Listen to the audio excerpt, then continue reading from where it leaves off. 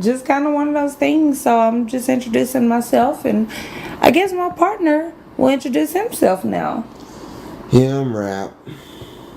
I'm a goofball. I'm a veteran who has experienced PTSDs, different traumas. Thank you for your service. Thank you, Dana. You're welcome. Appreciate you. Continue. I experienced a lot of things, went through a lot of things, went through a lot of fights, had a lot of head bumps that can possibly equals to concussions. I had a car wreck. I had all kinds of different experiences. And being on these different antidepressants, that experience can be terrorizing. You're nervous, you're scared, people gonna think you this and that. You don't know what people gonna think. You don't know if they're gonna treat you differently. You don't know what the heck you gonna. You don't be knowing shit. So basically, this is a pilot to walk through, to just give you guys a scope of our life and how we walk through it every day. Now, we decided as two people that experience mental challenges, emotional challenges, that fuck it, we was just gonna walk through life together. Because we met at the library. At the quietest place on earth. But that's where we met. So this is a shoot the shit episode, and we just here. You know, we're not gonna keep y'all long, but we wanted y'all to get a feel for us and what we talking about. So we are in a relationship. It's one thing that I feel is kind of cool, because I don't think that's touched on enough, not even in our own community, as you can tell. Possibly, don't want to make an assumption, but we are both African American people, foundational Black Americans, and I would just say that, like, through that life, there's scopes and scopes and scopes and scopes and scopes. So there's a lot of intersections there, and I think what we're trying to do is we're just trying to, like, get through life together in that, and coping and dealing, because, you know, as long as you're living, if you believe in any kind of divine being, they ain't gonna never be through with you. At least that's what I think. What do you think, babe? Yeah, they ain't ever be done with you. They gonna be like, get over here, like Scorpion. Right, like, just let it go. So this is our look into life, and our invitation for you guys to join us into that, because we got a lot of bullshit to unpack here. A lot of bullshit. We got our own bullshit. You got life bullshit. You got your life bullshit, yup. Then you got your thought bullshit. That nigga don't want to shut up. Don't he never be quiet? And then you be trying to go to sleep, and that nigga just constantly talking in the back. Hey fam, what about this? On your shoulder.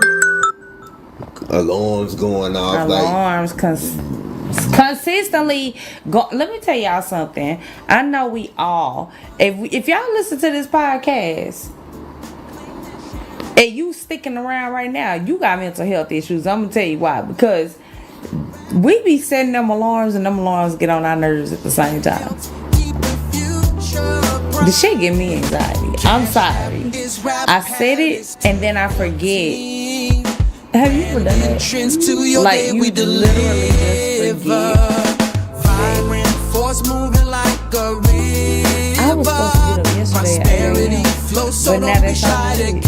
And it's going off now at 9 a.m. Now I'm mad on a Tuesday. I'm pissed on a Tuesday. So this is really just our shoot the shit episode. We're just, you know, it's new to us. It's very new to us. We're a new couple. But we ain't that new. No enough. No, that was was gonna say the same shit. Ooh, new enough. We are new enough. And again, like, we just be on shit. Like, we make sure we. And when I say we're on shit, I'm not talking about drugs. Like, not them kind of drugs. I'm talking about, like, mental health drugs. I don't think we're seen enough. I just don't really believe we're seen enough. And so, shooting the shit is what we do as a couple. We shoot the shit. And I think that that's quite therapeutic. Kind of. Really, for any and everyone, you know, just to shoot, just to talk the shit, you know what I mean? So we won't stay long, but we do want to give our information out while we're here, and then we'll go into the rest. So we have love on lexapro@gmail.com. So that's LOVEONLAXAPRO@gmail.com. Love on lexapro@gmail.com. You guys can send us any kind of concerns, any questions. We're happy to give advice. Again, he is a vet and he done did everything in the world. I'm a teacher. Well, used to be.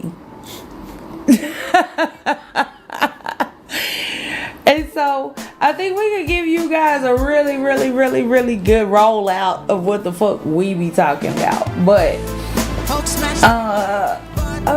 we're just here. It's our podcast. Welcome here to the new beginning. To the new fucking beginning.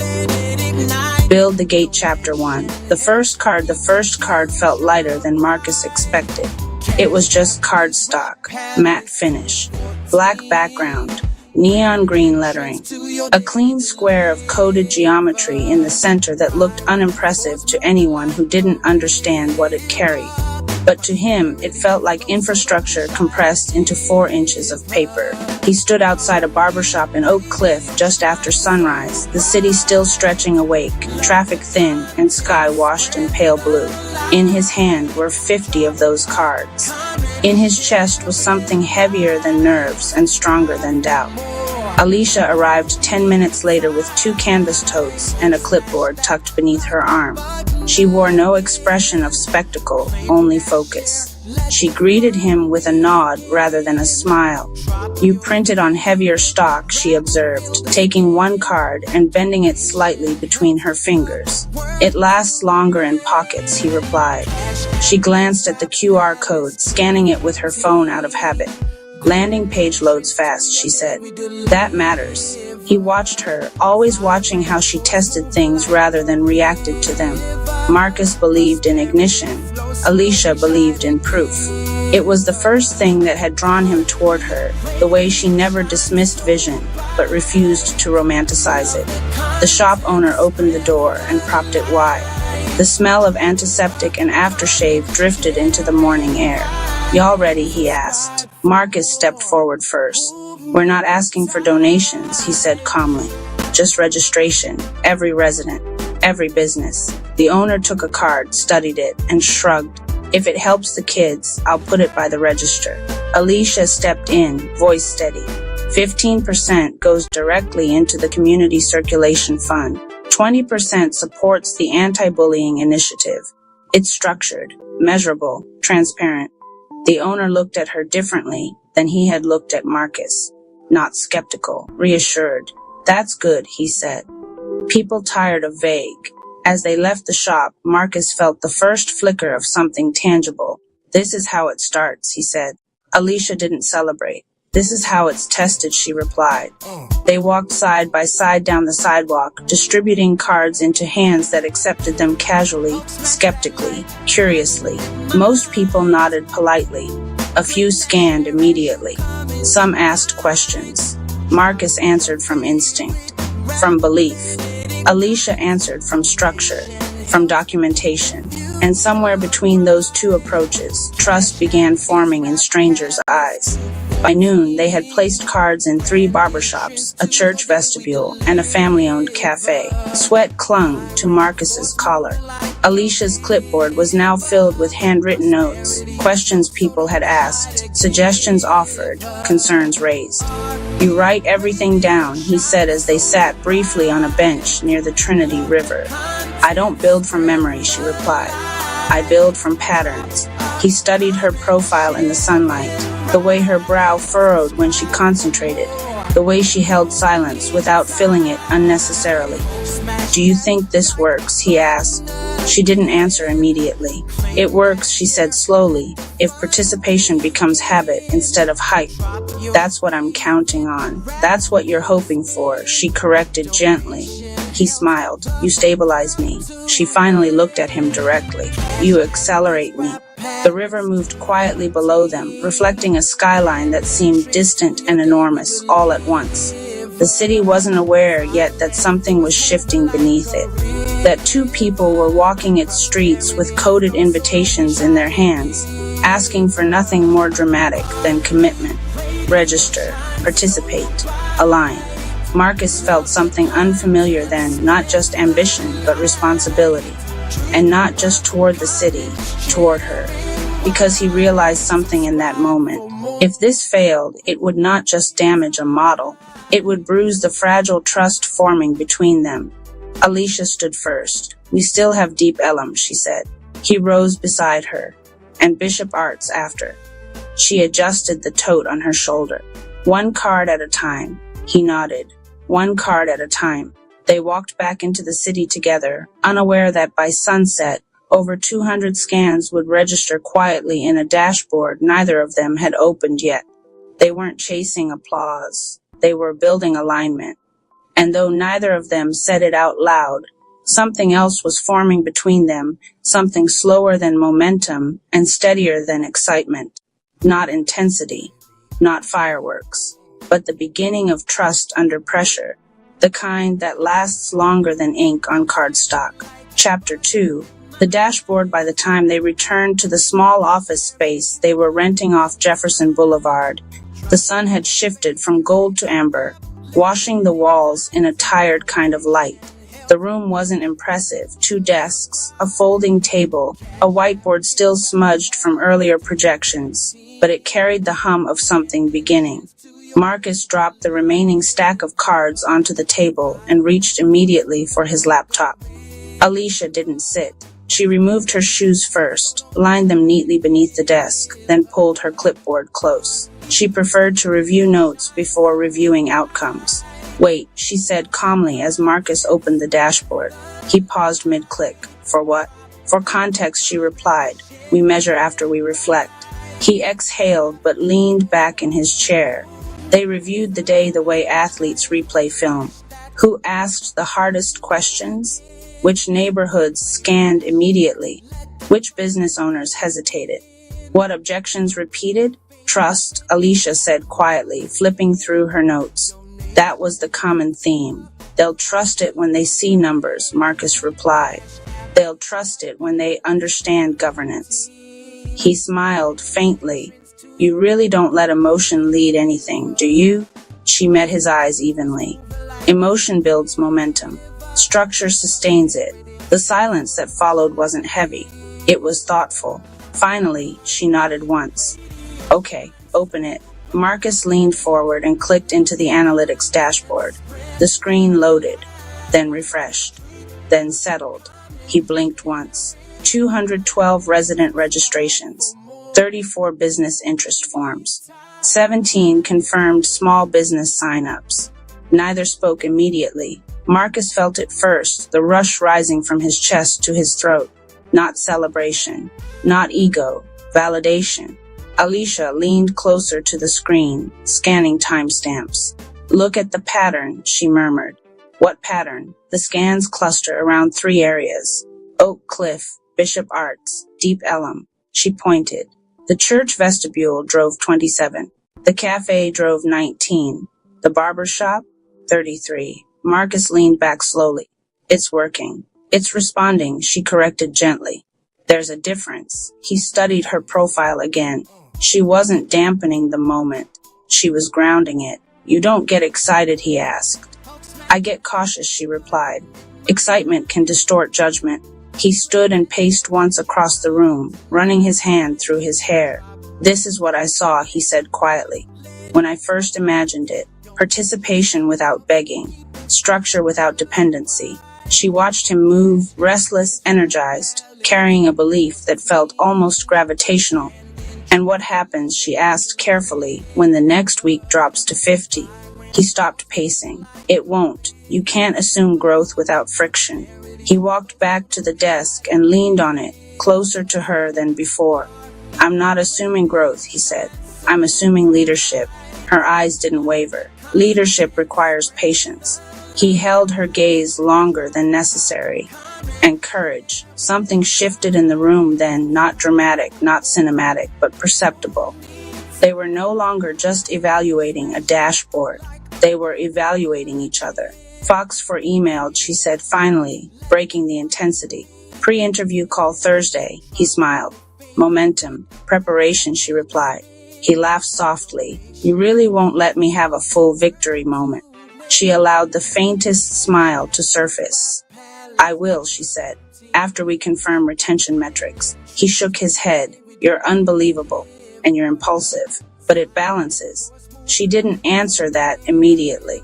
Instead, she opened another tab and began reviewing the registration flow, click-through rates, drop-off points, confirmation emails. Her fingers moved quickly across the keyboard, disciplined and methodical. Marcus watched her quietly.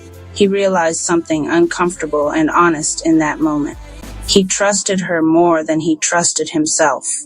Not because he lacked confidence, but because she saw what he didn't slow down enough to notice. Alicia, he said more softly than before. She glanced up. If this grows fast, I mean really fast, are you ready for that? She held his gaze, measuring the question for what it actually carried. Are you asking about the movement, she said carefully, or about us? He didn't deflect. Both. The office felt smaller suddenly. Outside, traffic noise drifted faintly through the window. I don't fear growth, she said slowly.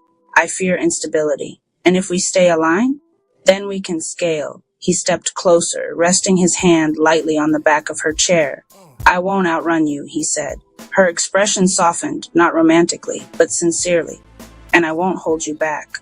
The dashboard refreshed automatically. 221 registrations. The number ticked upward by 9. Neither reacted outwardly this time. They simply looked at it together. Not as dreamer and auditor, not as ignition and guardrail, but as two people beginning to understand that what they were building in the city was also being built between them. Trust, like registration, accumulates quietly, one confirmation at a time. Chapter 3, Language Matters. The Fox 4 pre-interview call was scheduled for Thursday at 10:15 a.m., which meant by Wednesday night, the office felt less like a startup and more like a war room. Not chaotic, focused. Marcus stood at the whiteboard rewriting the headline for the third time. DFW's first community-controlled digital network. He circled it. Too abstract, he asked. Alicia sat at her desk reviewing the media brief she had formatted into clean bullet points. It's accurate, she said, but accuracy doesn't guarantee clarity. He capped the marker and turned toward her. What would you say? She didn't look up immediately. She finished a sentence, saved the document, then met his eyes. I would say this: residents and businesses register. A portion circulates back into anti-bullying and local development. Transparent oversight, measurable impact. He stared at her for a second. That's less poetic. It's more trustworthy.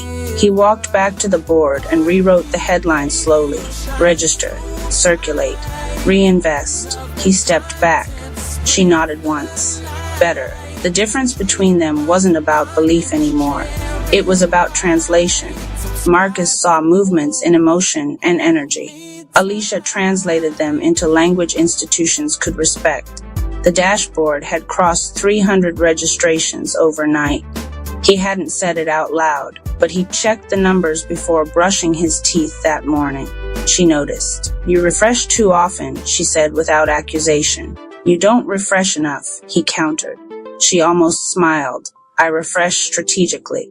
He leaned against the desk. Do you ever just feel it? Feel what? That this is bigger than us.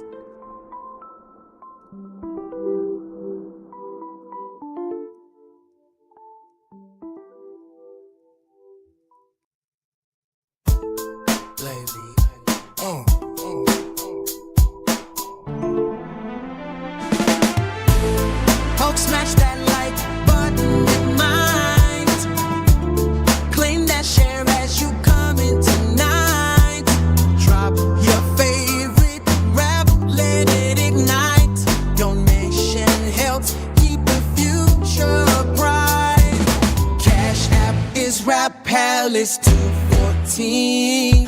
Grand entrance to your day we deliver. Vibrant force moving like a river. Prosperity flows, so don't be shy to give her. RE Radio shines so bright. Love the content, spread the light. Drop a comment, share it right. Subscribe for more, hold me tight. Smash that like button again.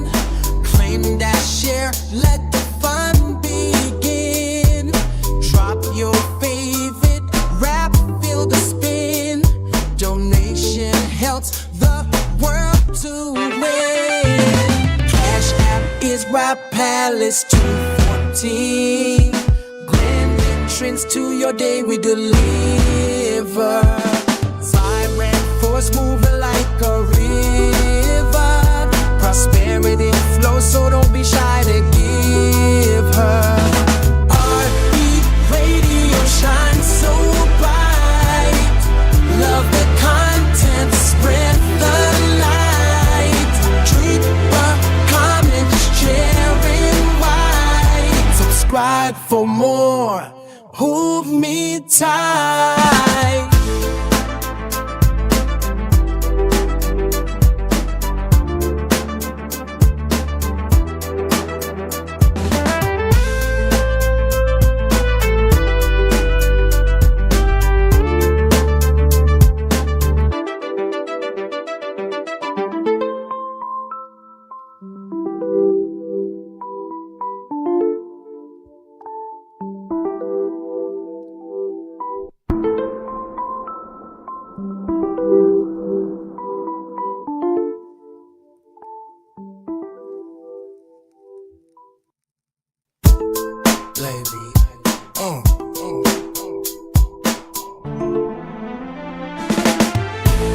Hulk smash that like button with mind. Claim that share as you come in tonight. Drop your favorite rap, let it ignite. Donation helps keep the future bright. Cash App is Rap Palace 214.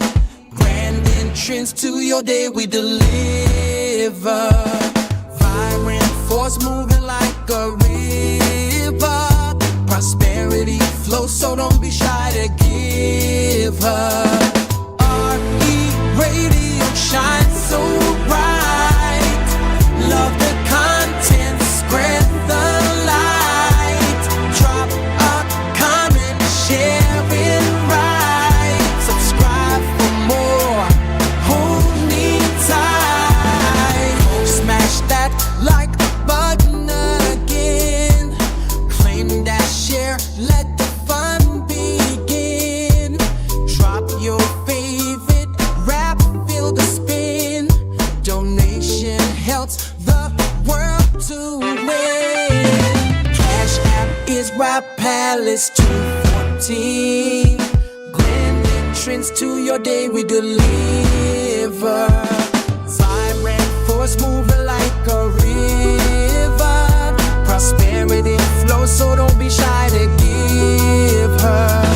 RE Radio shines so bright. Love the content, spread the light.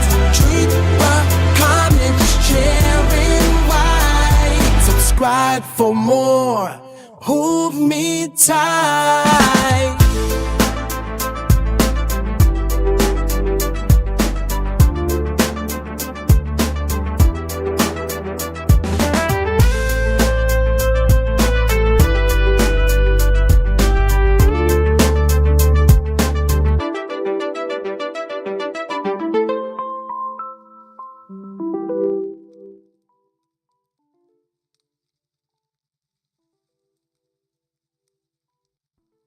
You're the reason this won't collapse, he said quietly.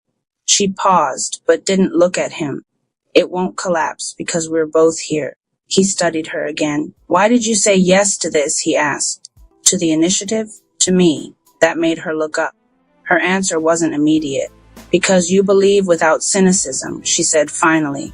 And that's rare. He held that the Quiet Frequency Council of Greg's Chapter 1 heat index the summer the city began charging extra for ice. The app called it resilience. At 9:03 on a Thursday morning, Morrow sent me a blue notification that said, Best value window for hydration supplies. 3:24 p.m. Morrow lived in most pockets and half the walls in Caldwell by then. It booked dentist appointments, negotiated internet bills, filed school excuses, ordered groceries, screened job applicants, and whispered apologies in 12 languages for men who had forgotten anniversaries. If you let it, it could turn the errand of being alive into one long automated shrug. Now it was teaching people to time their thirst. Outside, Merrow Street softened in the heat. Bus tires hissed at the curb like they were angry to still be working. The river at the end of the block looked thick and metallic, the color of a battery left too long in the rain. In the corner of every public display, pharmacy window, train kiosk, bank ATM, the city's new Civic Pulse icon glowed from green to amber and back again, measuring the mood of Caldwell as though the whole place were one anxious patient under observation. At the switchyard, I unlocked the door at 10 and taped up the same handwritten sign I had used all week. Cold water, if you ask, no app necessary. The switchyard was what happens when a burnt-out trend forecaster inherits too many records, too many books, and not enough good sense. We sold secondhand paperbacks, stationery, repaired turntables, blank notebooks, fountain pen ink, postage stamps, and records that sounded better with dust in their grooves. We hosted listening nights on Sundays and letter-writing circles on Wednesdays. People called it retro when they meant human scale. By 11, the air conditioner was losing badly. Junie Park came in first, carrying a camera no bigger than a paperback and a tripod she treated better than most people treat houseplants. 19, sharp as broken glass. She had 500,000 followers if you counted every platform separately, and almost no money if you counted honestly. You see the water prices? She asked. I own a pen, I said. Of course I've seen the water prices. Junie dropped her bag by the counter. My feed is full of creators doing heatwave routines. Ice rollers, breathwork, beige linen. Nobody wants the actual story. The actual story has bad lighting. She grinned, then didn't. They throttled my last post. I filmed the line outside the cooling center on 9th, and my engagement dropped off a cliff. Maybe the algorithm hates sweat. Maybe the algorithm hates witnesses. Before I could answer, the bell over the door jangled again, and Malik Thompson ducked inside, one hand on the frame like the heat had made the doorway smaller. Malik worked for the city's water and flood systems division.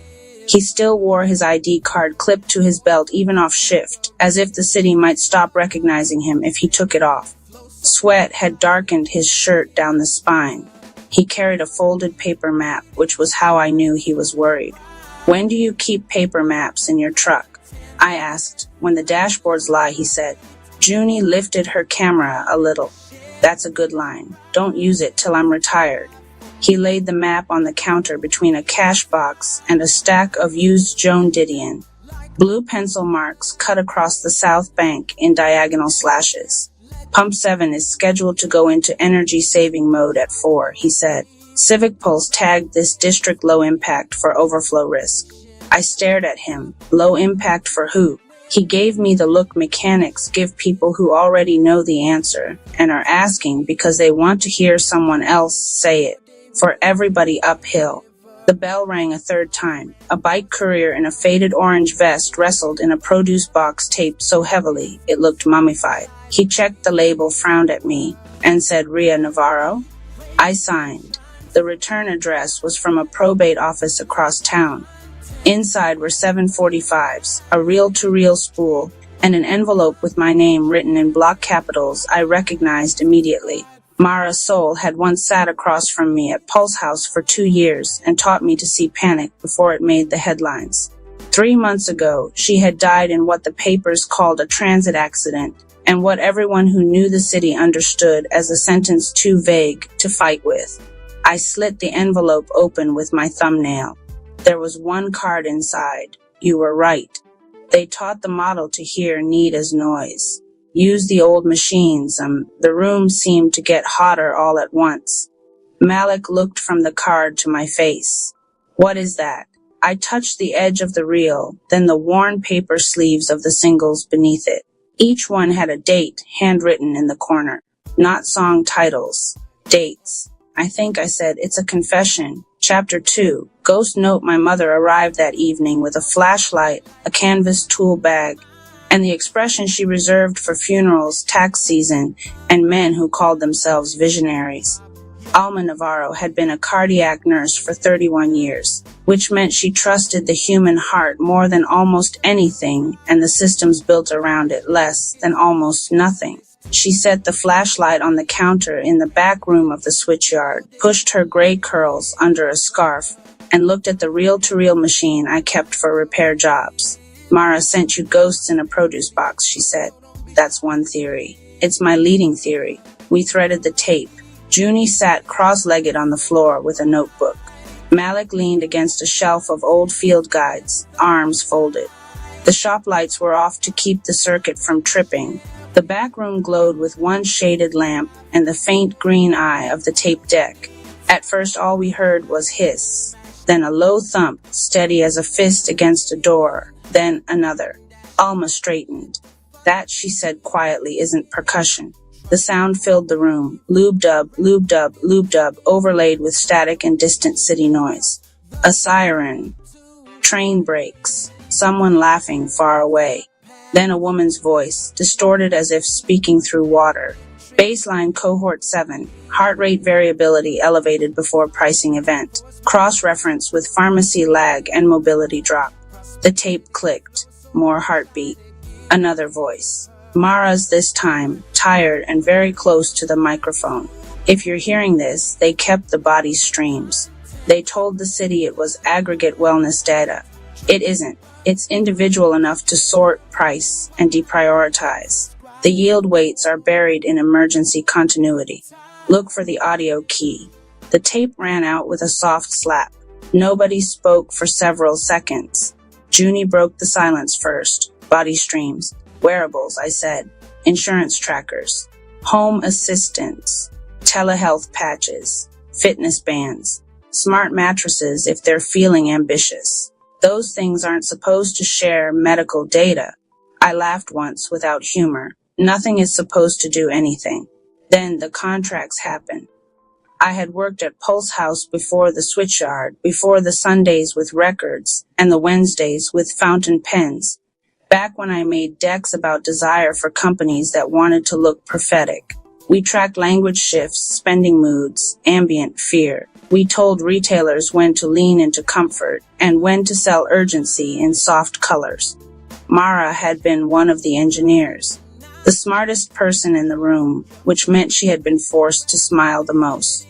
3 summers earlier, during the first big heat emergency, my brother Nico died sitting upright in the hallway outside his apartment with a wet towel over his shoulders.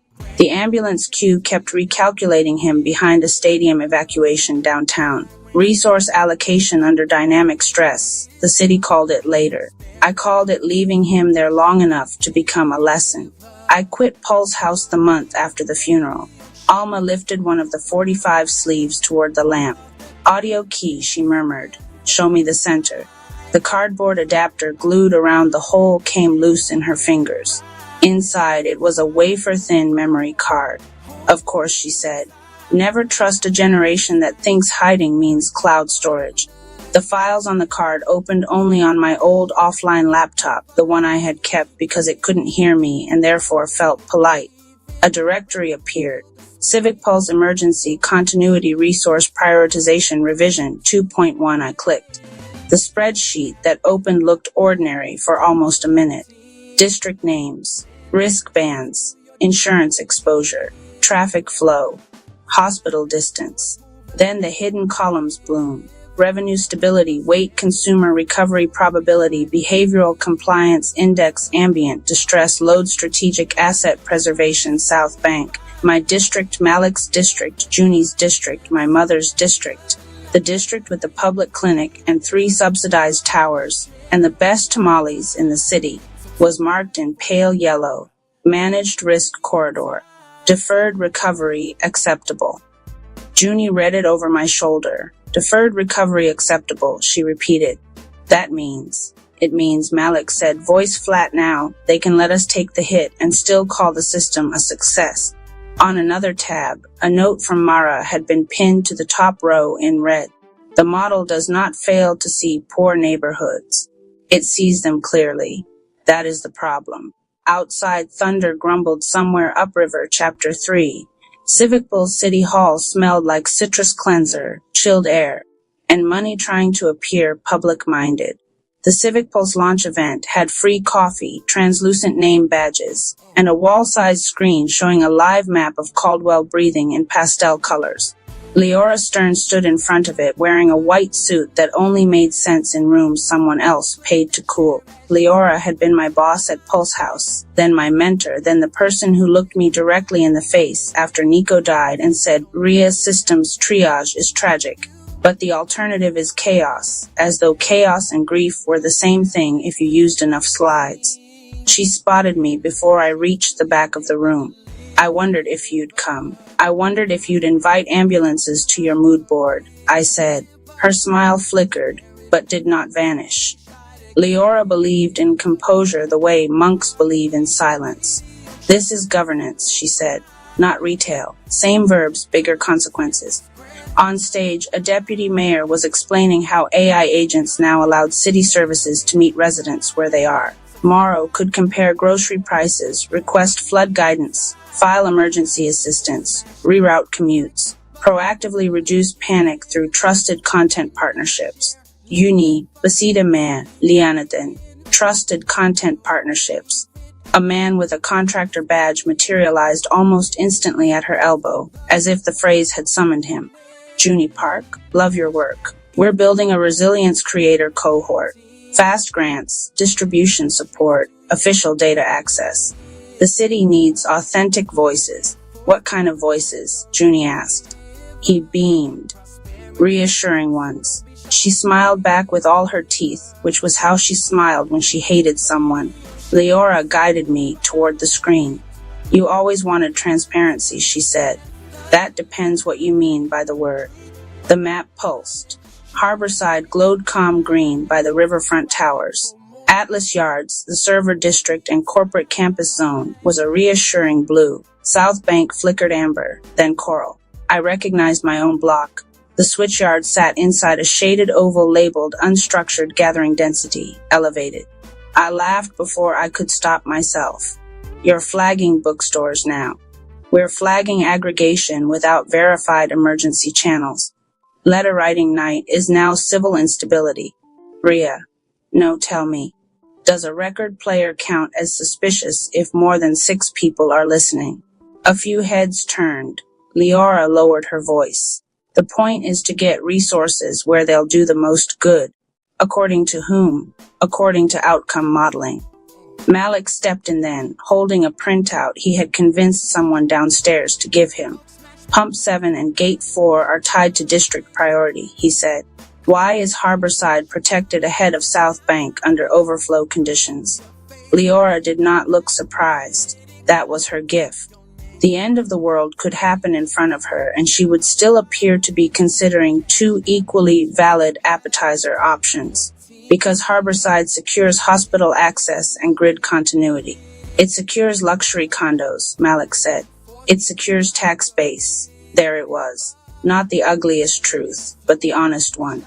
Across the room, the deputy mayor announced a new feature, Civicpulse Comline, creator-led public communication designed to reduce misinformation during emergencies. On the screen, cheerful faces appeared in Tiles Cook's fitness coaches, a meteorologist with dazzling teeth, a gaming streamer known for crying beautifully on cue.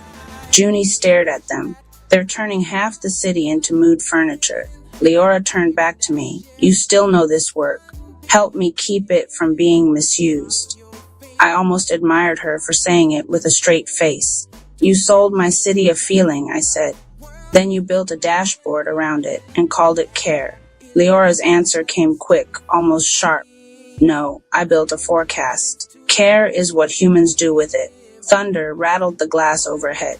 Then every phone in the room lit up at once. Severe storm cell forming west of city adaptive risk protocols initiated on the big screen. South Bank darkened. Chapter 4. Hard rain. The first drops hit like thrown pebbles. By the time we reached Marrow Street, the sky had gone from white to gunmetal, and the air felt less like weather than a grudge finally finding words. People moved fast, heads down, guided by whatever their agents were telling them. That turned out to be several different things. Mrs. Benavides from the bakery got one alert telling her to shelter in place, and another telling her to evacuate early for surge routing. The pharmacy received a delivery cancellation because road risk had temporarily repriced. A family from Tower 3 showed Junie a premium assistance screen that offered live evac support for an extra monthly fee. Somebody else's Mora was calmly suggesting they buy storm candles at a 42% markup before local inventory tightened. The same model, Junie said, filming screens as we walked. Different endings depending on what you can pay. The rain thickened. Sirens braided in the distance. At the switchyard, the ceiling already clicked with leaks. I locked the front door and turned the sign to closed, though 3 people knocked anyway to ask if they could wait out the worst of it. I let them in. Malik spread the pump diagrams on the listening table. Harborside's flood barriers auto-deploy in 90 minutes, he said. When they do, pressure pushes south. If Gate 4 stays closed and Pump 7 throttles down, South Bank takes it. How bad? He did not answer. That was answer enough. I opened Mara's files again. Buried in a folder labeled Archive Tests was a transit map marked with an address in the old warehouse district, Bell Archive. Once a local radio station, now officially condemned, which in Caldwell meant valuable enough to ignore until someone rich had an idea for it. Mara had left one line in the metadata. If they erase me, the full proof is at Bell. Bring paper. Cloud will betray you. We're going, I said. In this, my mother asked. In this because of this. Alma put on her raincoat without another word. Junie checked batteries. Malik grabbed a crowbar from his truck. I emptied the cash drawer into a lockbox, turned off the breaker, and looked once at the rows of books, the bins of records, the wall of handwritten letters people had left over the years. Letters to dead parents, to ex-lovers, to younger selves, to cities that had failed them and cities they still loved anyway. Then I remembered Nico sitting in that hot hallway with a towel around his neck, while a system calculated the value of reaching him. Lock it, I said. The rain slapped at us all the way to Bell Archive, a Chapter 5. The model Bell Archive smelled like wet concrete, old dust, and magnetic tape. Malik pried the side door open with the crowbar. Junie swept her flashlight over rusted shelving, busted console boards, and boxes collapsing under the weight of damp paper. Somewhere in the building, water dripped with the maddening patience of something that knew it would outlast us. This is where she hid it, Junie whispered. This is where people used to keep things before they trusted terms of service, Alma said. In the former control room, behind a wall of warped acoustic panels, we found 3 metal cabinets chained together. The padlock had already been cut. For one awful second, I thought we were too late. Then I saw Mara's handwriting inside the first drawer. Ria, if you made it here, they haven't won yet. There were drives, paper binders, printouts, and a stack of old community call logs from heat waves, blackouts, and flood seasons going back 15 years. Handwritten welfare checks, church van routes, library cooling room rosters, pharmacy volunteers, informal childcare lists, neighbors with spare generators, rooftops marked safe for pigeons and people alike. Junie held up one binder. This isn't just evidence. No, I said. It's a competing reality. On the biggest drive was Mara's real project, not Civic Pulse. Commonade her notes were concise and furious. Official model overweight spending continuity and tax preservation. underweights mutual aid capacity, neighborhood redundancy, informal care networks, and trust density. Result, districts with high poverty and high solidarity are misread as unstable instead of resilient. They do not just extract from vulnerable neighborhoods. They misunderstand them on purpose because understanding would require redistribution. Malik let out a long breath through his nose. She proved South Bank survives because of each other, not because of them.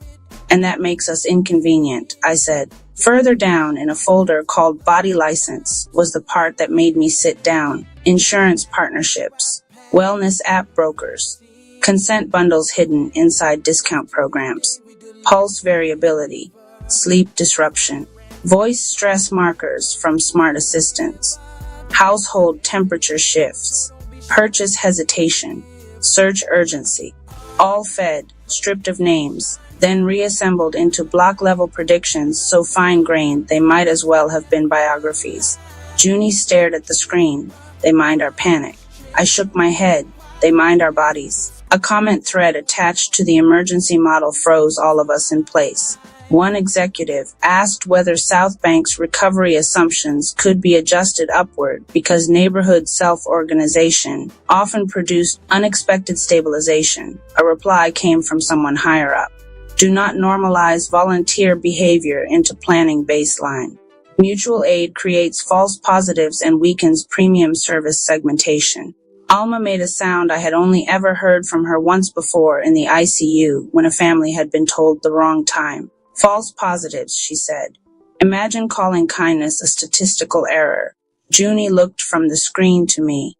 If we post this, the platforms will bury it. Not if we don't post it alone, I said. She understood immediately. Creators, neighborhood newsletters, pirate streamers, church text trees, school listservs, group chats, the old radio hobbyists who kept mesh nodes on rooftops for fun and paranoia. Fragmented attention had a weakness. It scattered authority, too. Mara had printed one final note and taped it to the monitor with yellowing cellophane. The system's greatest weakness is that it confuses visibility with legitimacy. Make them watch. Lightning flashed blue through the broken windows. Then the whole building went dark. Chapter 6. Blackout choir by the time we got back to the switchyard. The power was gone across half the district. The storm had knocked the city into one of those old-fashioned silences that only happen when enough machines stop at once. No compressor hum, no traffic lights. No ad screens, just rain, wind, sirens, voices, and from somewhere down the block, a baby crying with unwavering commitment. People were waiting under our awning with backpacks, grocery bags, one bird cage, and the specific look human beings get when they have realized help may not be coming in a format they recognize. So we opened. The back room became medicine storage. The fiction shelves became a seating line for elders. Junie rigged 2 battery packs to a projector and aimed it at the wall above the essays section. Malik biked to the public clinic and back 3 times with coolers of insulin and paper intake forms.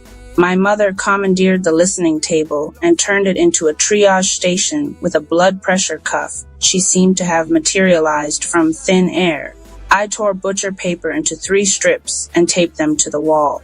Need have checked today at first, the notes went up in neat handwriting. Need charger for oxygen concentrator. Have dry blankets, apartment 3B. Check on Mr. Alvarez, can't hear well, tower 2. Have 2 fans if someone has extension cord. Then the room filled and neatness lost its little war against urgency.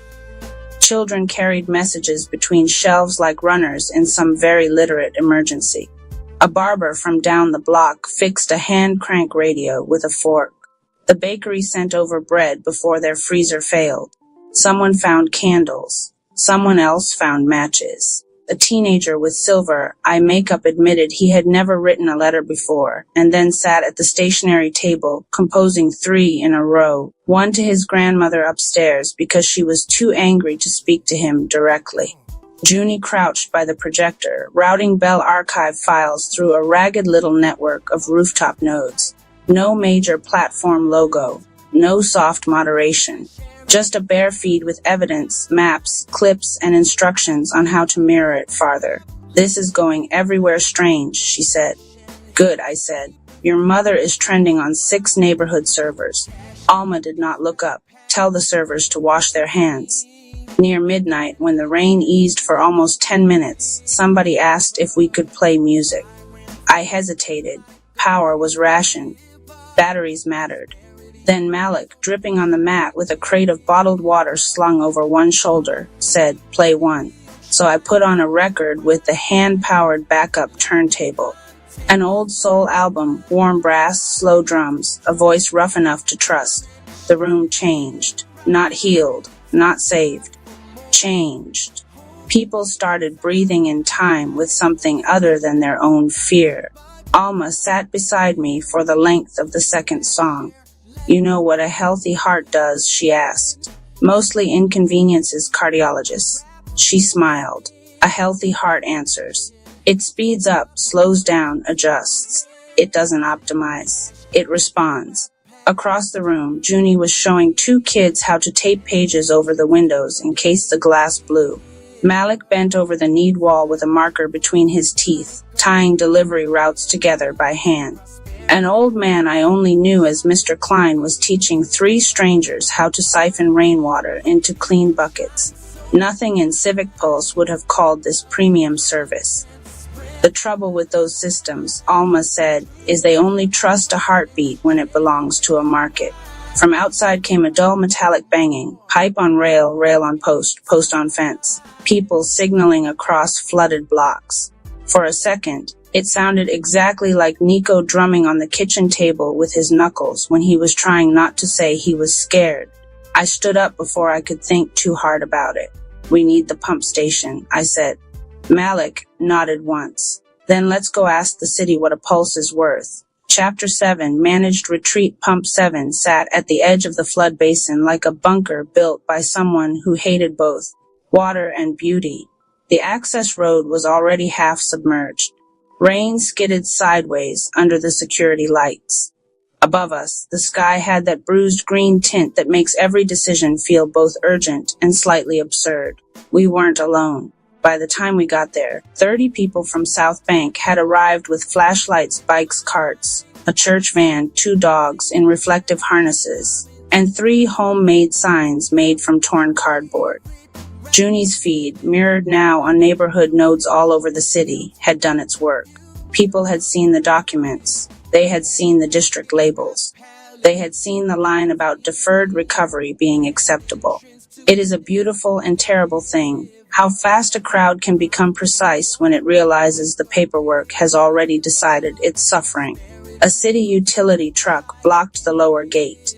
2 security contractors stood under the awning, trying to look like weatherproof authority. Then a sedan pulled up behind them and Leora Stern stepped out into the rain. Her white suit had surrendered to gray. For the first time in all the years I had known her, she looked like someone who had lost the argument before entering the room. Rhea, she said, tell them to open it. I can't or won't. The override requires authorization from Continuity Command, which is where, Malik demanded. She looked past us toward the basin, where dark water was climbing the markers one painted stripe at a time. At Atlas Yards, she said, of course, the server district. The place the model had decided was more alive than us because more valuable things were plugged in there. Junie held the camera steady on Leora's face. Say it again, she said. Leora saw the lens and almost flinched. This is not helping. No, I said. This is evidence. One of the contractors lifted a bullhorn and told us to disperse under emergency safety protocol. Nobody moved. I stepped closer to Leora until the rain ran off my hood onto her sleeves. You knew, I said. Her jaw tightened. I knew the waiting model. I did not write the procurement terms. I did not approve the premium tiering. I did not. You stayed. Yes, she snapped, sudden and human. I stayed because systems don't disappear when good people leave them. They rot faster. And how is that going? For 1 second, something like grief crossed her face. Behind me, Malik was studying the maintenance panel by the gate. Old hardware, physical ports, a manual wheel behind the fence. The real. The audio key. I pulled the memory card from my pocket, slid it into the field tablet I had brought in a waterproof bag, and loaded Mara's decoded file. A string of admin credentials unfolded across the screen: test architecture, legacy access. The sort of thing nobody deletes because everyone assumes nobody remembers it exists. Mara had built us a door. I handed the tablet to Malik. Try maintenance route. He moved to the panel. The first code failed. The second spun. The lock on the side gate clicked open with a noise so small it felt almost insulting. The contractors lurched forward. The crowd surged before they could recover, not violent, just undeniable. Bodies with reasons. Bodies with memory. Leora caught my arm. If you redirect the flow, she said, Harborside floods. Harborside has private barriers, backup pumps, raised garages, and insurers who answer the phone. It also has the tax base that keeps the hospitals open. I looked at her, really looked. You think I believe money and life are different things, I said. The problem is you stopped believing they were. Water sloshed over the lower step. Malik shouted from inside the gate. Manual wheels jammed. Half a dozen people pushed past me to help. Pipe wrench. Crowbar. Shoulder against metal. Junie climbed onto a utility box and aimed the projector she had dragged all this way at the side of the pump station wall. The leaked document sprang huge and ghostly across the concrete. Deferred recovery, acceptable premium service segmentation, mutual aid creates false positives. The rain turned every word into a trembling verdict. Somewhere beyond the basin, sirens changed pitch. Leora stared at the wall, at the crowd, at the water climbing into the lives her model had named manageable. Then very quietly she said, there's a secondary diversion channel. Old rail cut. It was decommissioned. Malik heard her. Can it take enough? If you open both in sequence. Why didn't the model choose that? Leora almost laughed. Because it protects no premium assets. He held out his hand. For a moment I thought she might refuse. Then she took off her badge, slapped it into his palm, and said, 3 turns right. Hard stop. Then left on my marca, Chapter 8. Manual override water does not rush the way movies promise. It arrives with muscle. The basin lifted by inches, and then by conviction. Rain hammered the catwalk. The crowd split into tasks without anyone naming them. Brace the wheel, move the van, get the elders uphill, sandbag the side channel, keep the children back, hold the flashlight steady, keep filming, stop filming, help. That last one was Junie. At some point she lowered the camera and never picked it back up. Malik and 3 utility workers, actual city workers, now not contractors, leaned into the manual wheel until their backs looked like ropes. On the second turn something metal screamed. On the third it gave, and a wall of black water shuddered through the first gate toward the old rail cut Leora had identified. For one raw second nobody cheered because nobody trusted relief yet. Then the diversion channel caught. Not enough, but enough to matter. Across the basin, lights flared on in Harborside Towers where backup generators had kicked in. And then because reality is never as clean as any model hopes, 3 pickup trucks came down from that direction loaded with portable pumps and boxed sandbags. People jumped out in rain slickers, so expensive I almost resented them on sight. One of them shouted, "We saw the feed. Where do you need us?" Malik pointed without looking up. That was the moment something in me cracked open. Not forgiveness, not exactly, and not optimism either. Just the old hard certainty that the worst people in a city are never all the people in it. The switchyard flooded to the ankles around 2 a.m. I found out because Mr. Klein biked through 2 blocks of water to tell me. I ran back with Junie and found the front room glimmering under emergency lamps, books swollen, at the bottom shelves. 3 record bins afloat like stubborn little rafts. For 10 seconds, I stood frozen. Then Junie shoved plastic storage totes into my arms and said, "Letters first." So we saved the wall. We peeled down notes, envelopes, postcards, years of strangers trusting paper with what they could not say aloud. We packed them into tubs and shoved the tubs onto the highest shelves. Water climbed around our shins, cold and brown and full of city. A first edition can be replaced. Somebody's apology to their dead father cannot. When we got back to pump 7, Malik was bleeding from a gash above his eyebrow and grinning like a man too tired to lie. "Second channel's holding," he said. Leora stood a few feet away in soaked clothes, no badge, one hand over her mouth, as if she could keep the whole city from entering her that way. The crest came just before dawn. By then, people on both sides of the basin were working the same line. Harborside volunteers with clean gloves beside South Bank teenagers in liquor store ponchos.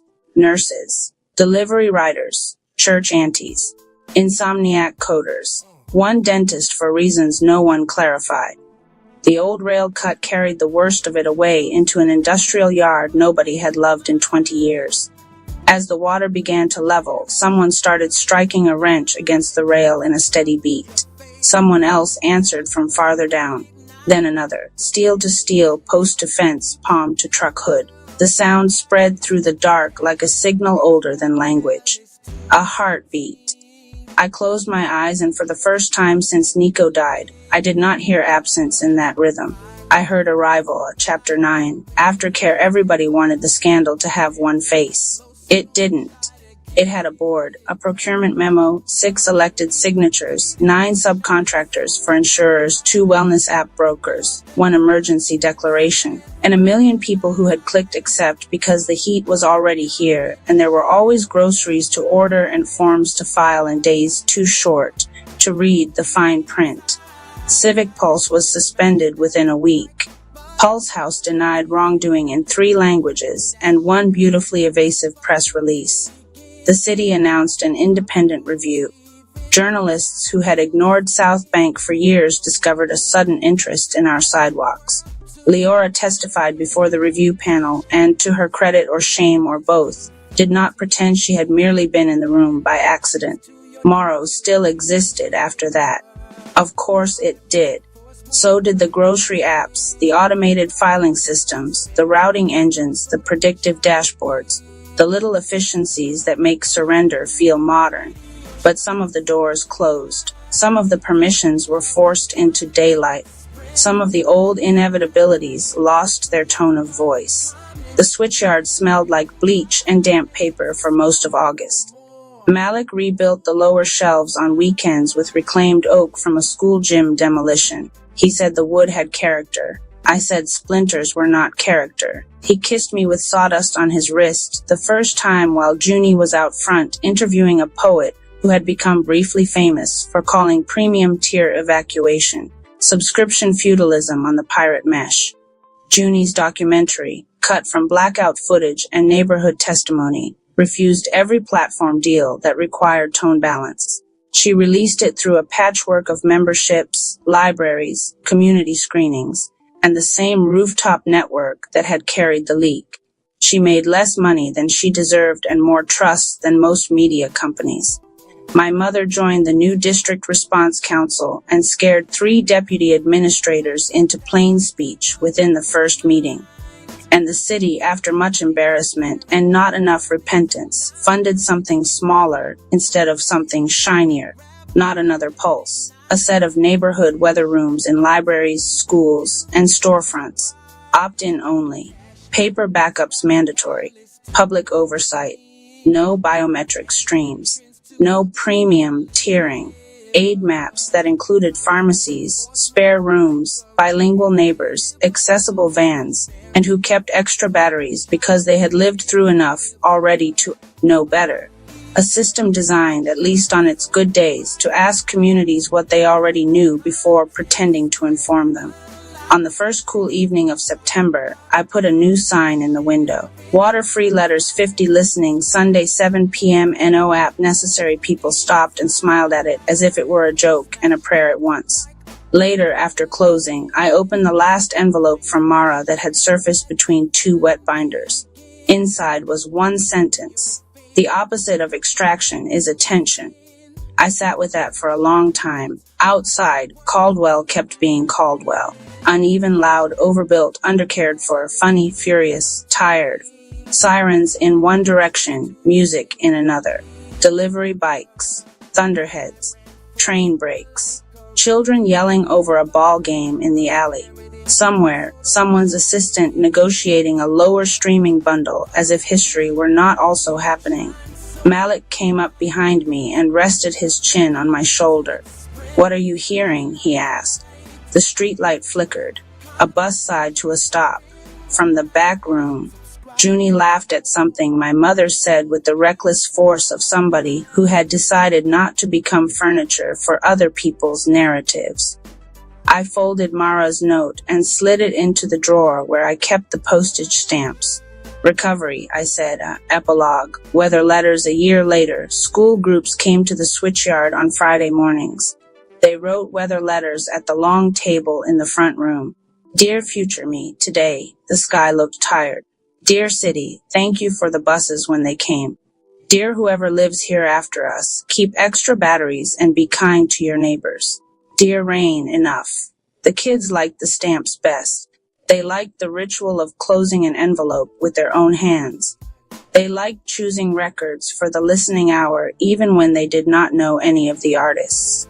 They liked asking my mother questions she answered too honestly. Sometimes I let them use her old stethoscope.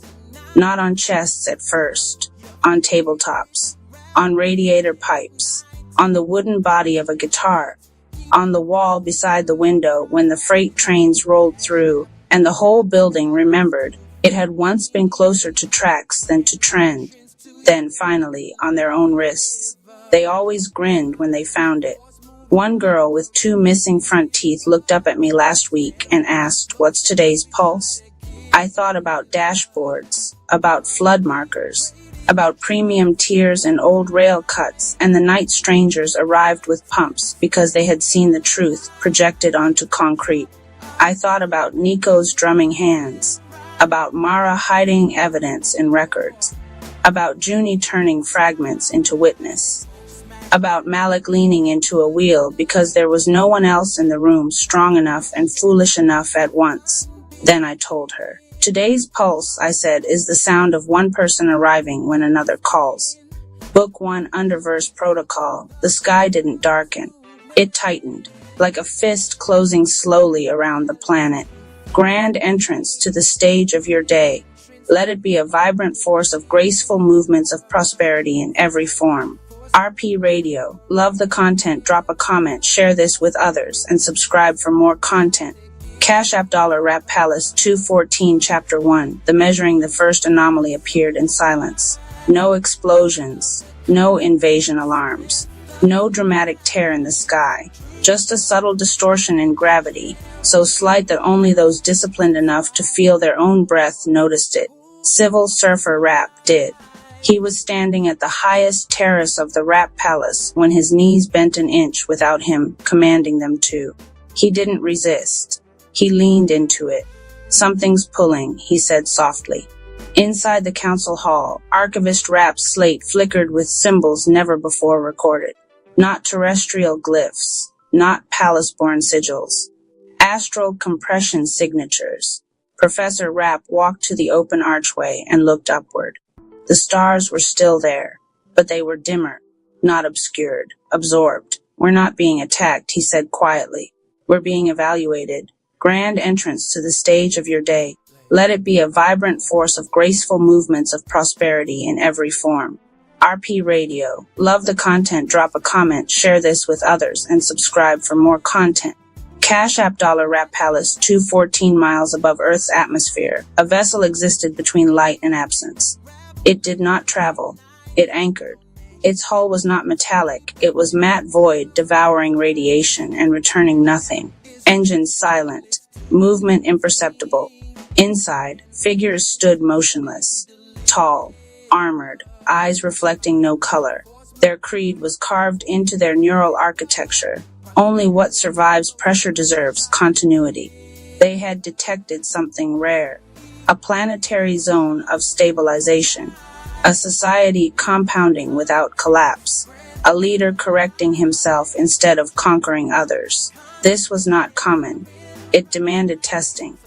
Grand entrance to the stage of your day. Let it be a vibrant force of graceful movements of prosperity in every form. RP Radio. Love the content. Drop a comment, share this with others, and subscribe for more content. Cash App Dollar Rap Palace 214 back at the palace. Nexa Rap felt it as contraction. She clutched her sternum, breath shortening. Distance just compressed globally, she whispered. Not emotional distance. Spatial. Relational energy across the city was folding inward unnaturally. Mama Ama Rap steadied her. That's not human, she said. No, Nexa replied. It's architectural. Grand entrance to the stage of your day. Let it be a vibrant force of graceful movements of prosperity in every form. RP Radio. Love the content. Drop a comment, share this with others, and subscribe for more content. Cash App Dollar Rap Palace 214. The black sun phased into visibility at noon. It did not block light. It bent it. A sphere of absolute density hovered high above the horizon, casting no shadow yet distorting everything beneath it. Panic spread instantly across the city. Phones failed. Compasses spun. Birds fell silent mid-flight. The underverse had arrived. Grand entrance to the stage of your day. Let it be a vibrant force of graceful movements of prosperity in every form. RP Radio. Love the content. Drop a comment, share this with others, and subscribe for more content. Cash App Dollar Rap Palace 214. The first emissary did not descend in flames. It stepped downward through gravity, like it was stepping downstairs. When its boots touched stone at the palace gate, frost formed instantly around the contact points. Not ice. Absence of thermal exchange. It looked at Anonymous Cherry without hostility, without urgency. Identify command authority. Its voice was gravitational, less heard than felt. Anonymous stepped forward. We govern through discipline, he replied. The emissary tilted its head. Discipline is unstable under existential compression. Professor Rap whispered behind him. They're not conquerors. Archivist Rap finished the thought. They're auditors. Grand entrance to the stage of your day. Let it be a vibrant force of graceful movements of prosperity in every form. RP Radio. Love the content. Drop a comment, share this with others, and subscribe for more content. Cash App Dollar Rap Palace 214 without warning. The suppression field activated. Gravity tripled. The entire terrace cracked. Windows shattered outward. Citizens dropped to their knees across the city as lungs struggled under invisible weight. Snake Chi surged instinctively inside Anonymous, purple aura flaring. He held it. Not yet. The emissary watched carefully. Reactive, it observed. Expected. Grand entrance to the stage of your day. Let it be a vibrant force of graceful movements of prosperity in every form. RP Radio. Love the content. Drop a comment, share this with others, and subscribe for more content. Cash App Dollar Rap Palace 214. Civil Surfer Rap bent into the weight instead of pushing against it. His spine aligned. His breath slowed. Mama Ama Rap dropped her center of gravity deeper, grounding through the stone. Professor Rap silenced his mental counterarguments. Archivist Rap stopped recording. Nexa Rap resisted the urge to fold panic away from civilians, because forcing calm would be another displacement of discipline. They did nothing, and in doing nothing, the field destabilized. The emissary's eyes flickered faintly. Interesting. Grand entrance to the stage of your day. Let it be a vibrant force of graceful movements of prosperity in every form. RP Radio. Love the content. Drop a comment, share this with others, and subscribe for more content. Cash App Dollar Rap Palace 214. The second wave came physically. From the black sun, a formation descended. An entire legion of underverse soldiers, armor dark as collapsed stars, blades made from condensed vacuum. They moved in perfect synchronization. No shouting, no chaos, only structure. This was not invasion. This was filtration. Grand entrance to the stage of your day. Let it be a vibrant force of graceful movements of prosperity in every form. RP Radio. Love the content. Drop a comment, share this with others, and subscribe for more content. Cash App Dollar Rap Palace 214. The first clash erupted violently. Void blades cut through palace stone like paper. Snake Chi finally unleashed, green-blue arcs slicing through gravitational armor. Venom seeped into their systems, slowing neural synchronization. But they adapted instantly. Formation shifted. Angles recalculated. They fought as one organism. Civil Surfer Rap slid under a blade and shattered a soldier's knee joint. Mama Ama Rap redirected force rather than absorbing it, flipping two enemies into each other midair. Professor Rap disarmed a warrior by exploiting a micro-delay in its sync. Nexa Rap locked onto one soldier's emotional field, felt nothing but cold isolation, and injected a microfold of connection. The soldier hesitated. Half a second. Enough for Anonymous to strike. Grand entrance to the stage of your day. Let it be a vibrant force of graceful movements of prosperity in every form. RP Radio. Love the content, drop a comment, share this with others, and subscribe for more content. Cash App $, Rap Palace 214. The emissary engaged him directly. Void Blade met compressed Snake Chi. The impact detonated the terrace into airborne debris. Gravity buckled sideways. They locked in stalemate, Chi against Void, discipline against cosmic austerity. You stabilize, the emissary stated. We refine. Anonymous replied. Refinement requires suffering. Refinement requires choice. Their weapons collided again. Grand entrance to the stage of your day. Let it be a vibrant force of graceful movements of prosperity in every form. RP Radio. Love the content, drop a comment, share this with others, and subscribe for more content. Cash App $, Rap Palace 214. Across the city, people were reacting. Some panicked, some looted, some froze. But something new happened. Those who had been living disciplined, faithful with little, aligned in exchange, honest in action, did not collapse under pressure. They bent. They breathed. They endured. The Underverse detected it. The emissary's head turned slowly toward the city below. This world has multiple stabilizers. Archivist Rap stepped forward. We multiply authority, he said, not dependency. The emissary paused. Its armor pulsed faintly. The Legion retreated 2 steps, not defeated. Assessing. Grand entrance to the stage of your day. Let it be a vibrant force of graceful movements of prosperity in every form. RP Radio. Love the content, drop a comment, share this with others, and subscribe for more content. Cash App $, Rap Palace 214. High above, the black sun pulsed brighter. Phase 1 had concluded. The Underverse did not retreat from resistance. It escalated refinement. The emissary's voice echoed across the fractured terrace. Compression will increase. The black sun expanded. Air thinned. Time itself seemed to drag. This was no longer a physical test. It was existential. Would discipline fracture under sustained cosmic pressure? Would alignment survive prolonged darkness? Would stewardship hold when relief did not come quickly? Anonymous steadied his breath. Hold, he said calmly to the inner circle. No panic, no overreach, no premature attack. Just hold. The Legion lifted back into the sky. The black sun remained, watching, testing, waiting. The Underverse protocol had begun, and this was only the opening measurement.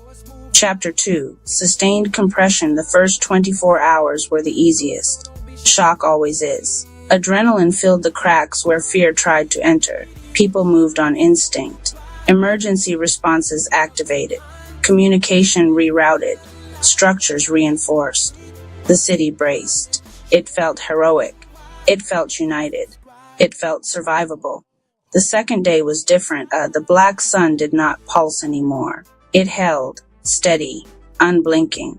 A presence that did not threaten, did not negotiate, did not retreat. Gravity remained slightly heavier than normal, not crushing, just enough to make every movement cost more. Air felt thin enough to require intention. Conversations shortened.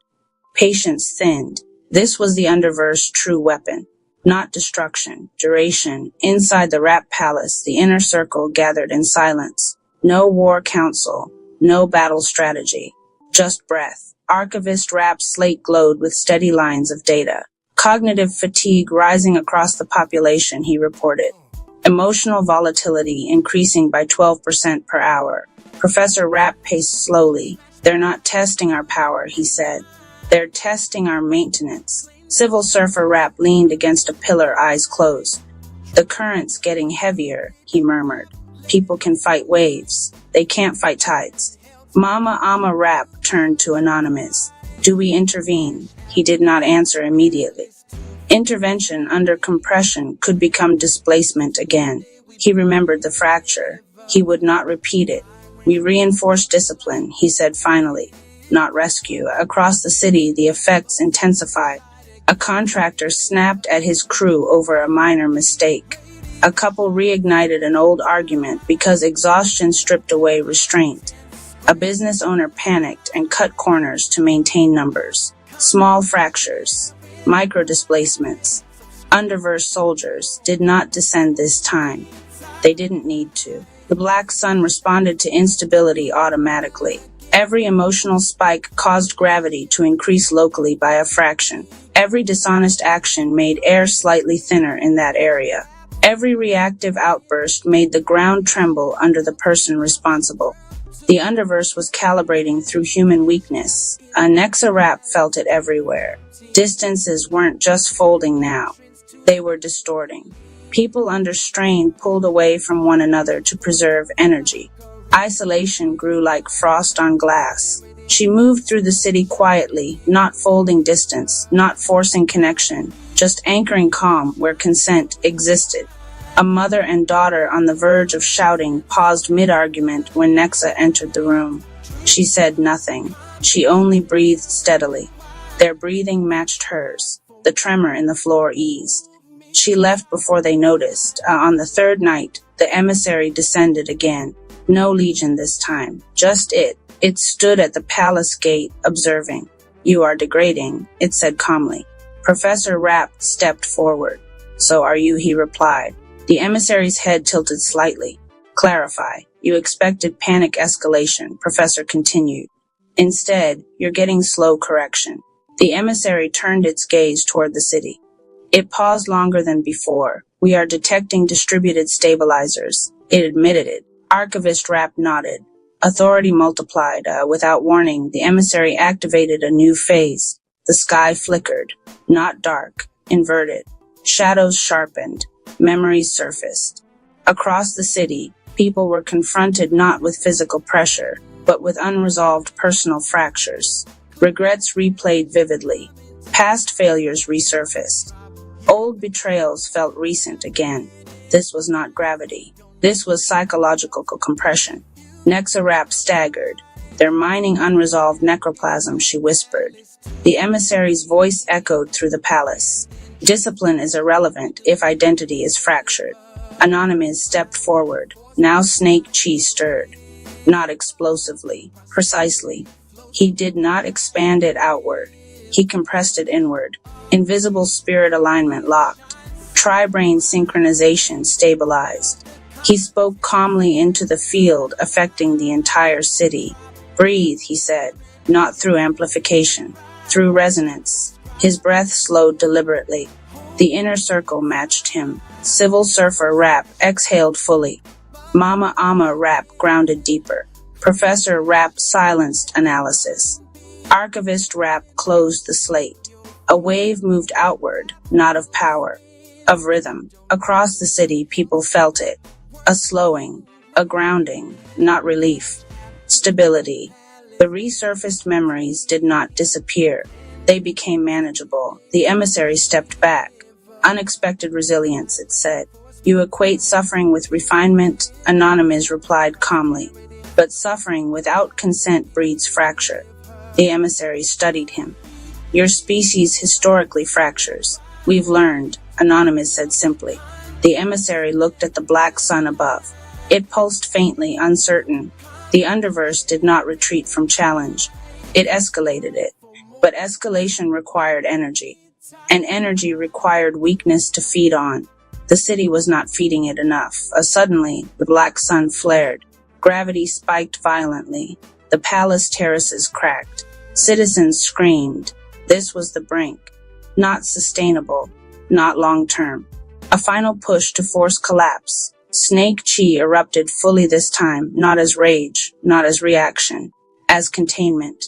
A green-blue lattice shot upward from Anonymous, not attacking the black sun, but stabilizing the distortion around it. Nexa Rap anchored relational lines across the city, consensual folds that prevented isolation spikes. Civil Surfer Rap synchronized movement across defensive teams. Mama Ama Rap absorbed panic and redirected it into steady grounding. Professor Rap shouted a single instruction: do not react. Archivist Rap spoke one word: hold. The entire palace, and much of the city, did exactly that. No screaming back, no overexertion, no emotional spike, just disciplined endurance. The Black Sun's flare faltered. It had nothing to amplify. The emissary's voice lowered. Your world resists refinement. No, Anonymous corrected. We refine ourselves. Silence followed. Longer this time. Then the Black Sun dimmed slightly. Not gone, not defeated, reassessing. The emissary stepped backward into partial phase. This cycle remains inconclusive, it said. We will increase duration. And then it vanished. The Black Sun remained suspended overhead, watching, waiting. The test was not over. It had simply shifted from attack to attrition. And attrition is where discipline either matures or collapses slowly. The palace lights dimmed not in rest, but in preparation, because the next phase would not strike loudly. It would whisper, and whispers are harder to resist than force. Chapter 3. Whispers under pressure. The shouting stopped. That was the first sign the Underverse had changed tactics. No more gravity spikes. No more sky inversions. No more visible flares from the Black Sun. The city exhaled cautiously. And that was exactly when the whispers began. They did not arrive as voices. They arrived as thoughts that felt like your own. Small, reasonable, harmless. You're tired. This isn't worth the strain. Just adjust your standards a little. No one would notice. The Underverse had discovered something. Humans resist pressure. They rationalize erosion. The first crack appeared in a place no one expected. A mid-level steward inside the palace, trusted and stable, cut a corner. Not maliciously. He skipped a step in review because he was fatigued. It seemed minor. Efficient even. That afternoon, a miscalculation cascaded across 3 departments. Not catastrophic, but destabilizing. Archivist Rap noticed the pattern immediately. Deviation occurred at point of fatigue, he said. Professor Rap folded his arms. Whispers, he muttered. Civil Surfer Rap looked up toward the Black Sun. It's not pushing, he said. It's leaning. Across the city, similar microshifts appeared. A business owner exaggerated numbers slightly to maintain investor confidence. A couple withheld a truth to avoid tension. A young trainee faked composure instead of admitting overwhelm. None of these were dramatic. All of them fed the Black Sun. Above, it pulsed faintly brighter. Not from fear, from erosion. Nexa Rap felt the change in relational space first. Distance wasn't compressing anymore. It was thinning artificially. People were connecting faster, but shallowly. Conversations felt productive without being honest. Agreements formed without alignment. She placed her hand against a cafe table where 2 former rivals were laughing too easily. She closed her eyes. The necroplasm wasn't resolved. It was masked. She withdrew her hand. This is worse, she whispered. Mama Ama Rap nodded. False peace fractures deeper later. That evening, the emissary returned. No legion. No suppression field. It stood at the palace terrace, watching the city lights flicker below. You degrade voluntarily, it observed. Anonymous stood beside it, gaze steady. You tempt voluntarily. The emissary turned slightly. We offer efficiency. You offer shortcuts. Your species prefers them. Not anymore. The emissary paused. Above, the Black Sun brightened subtly as another minor ethical compromise occurred in the city. The emissary gestured toward it.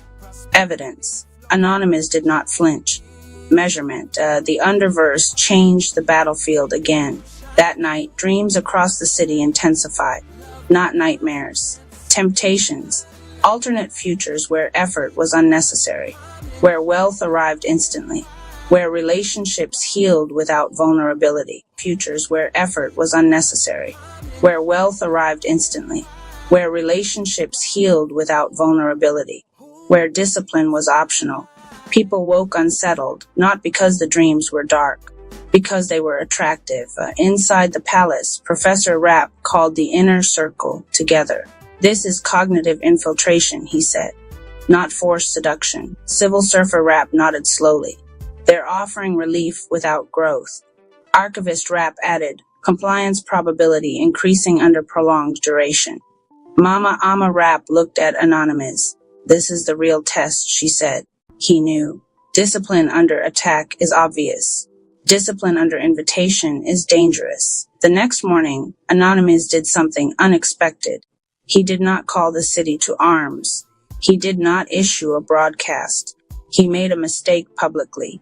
In a meeting, he acknowledged a flawed assumption he had made about resource allocation. No justification, no defense, just correction. "I was wrong," he said plainly.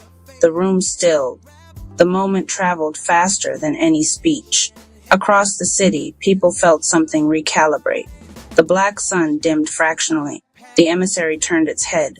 "Explain," it demanded. Professor Rapp answered calmly. "Transparency neutralizes temptation." The emissary processed the statement. The whispers intensified. "You don't need to admit that. You can protect your image. You've earned a break. You deserve easier." But now something new was happening. People were hearing the whispers and naming them. "I'm tired, but I won't cut corners," the steward muttered aloud. The business owner corrected the numbers. The couple spoke the uncomfortable truth. The trainee admitted overwhelm and received support. Each correction dimmed the black sun by imperceptible degrees. The underverse was losing energy, not because it was attacked, because it was unfed. Nexa Rapp moved carefully now, not shortening distance, but deepening it where necessary. "You're agreeing too quickly," she told two partners negotiating. They blinked. She held their gaze. "Say what you're avoiding." They did. The floor beneath them steadied. False harmony dissolved into honest alignment. The black sun flickered. That evening, the emissary stood alone again at the palace edge. "You resist by self-exposure," it said. "We refine by consent," Anonymous replied. "You deny ease. We deny erosion." Silence stretched between them, longer than before. The emissary's posture shifted almost imperceptibly. "Your model complicates conquest," it admitted. "We're not trying to conquer," Anonymous said softly. "We're trying to remain." The black sun above dimmed further, not extinguished, but weakened. The emissary looked upward. "This phase remains incomplete," it said. "We will escalate." Anonymous did not respond. He didn't need to. Escalation under starvation is unsustainable. The underverse would have to choose soon, increase force and reveal desperation, or withdraw and reassess. For now, the black sun lingered, smaller than before. The whispers did not disappear, but they lost their sweetness. Because once named, temptation loses its disguise, and discipline, tested under pressure, duration, and seduction, was no longer reactive. It was conscious. The palace lights dimmed once more, not in fear, in vigilance, because the underverse was learning. And learning enemies are far more dangerous than aggressive ones.